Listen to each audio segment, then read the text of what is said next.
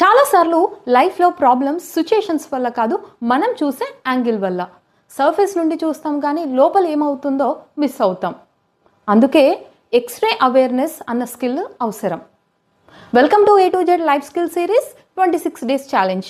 ఇవాల్టి letter X. X for x ray awareness. అంటే మాటల కంటే ఎమోషన్స్ని, యాక్షన్స్ కంటే ఇంటెన్షన్స్ని అబ్జర్వ్ చేయడం. ఫర్ ఎగ్జాంపుల్, ఫ్రెండ్ నుండి డ్రై రిప్లై అంటే సింపుల్ మెసేజ్ వస్తే ఇగ్నోర్ చేస్తున్నాడు అని అనుకుంటాం. మేనేజర్ కోపంగా మాట్లాడితే ఈగో అని అనుకుంటాం.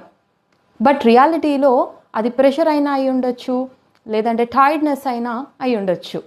అందుకే ఈ కన్ఫ్యూజన్ని అవాయిడ్ చేయాలంటే ఒక సింపుల్ ఫార్ములా ట్రై చేయండి. అదే pause, observe, respond.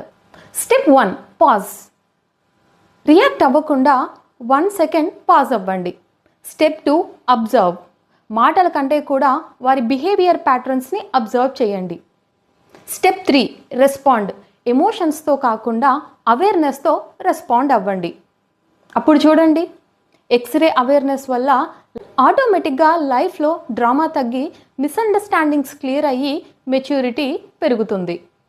X ray awareness అంటే మైండ్ రీడింగ్ కాదు, బ్లైండ్గా రియాక్ట్ అవ్వడం కంటే కూడా అవేర్నెస్తో రెస్పాండ్ అవ్వడం. మరి A to Z life skill సిరీస్లో నెక్స్ట్ లెటర్ అయిన వై ఏ లైఫ్ స్కిల్ అయి ఉండొచ్చు? గెస్ చేసి కామెంట్ చేయండి.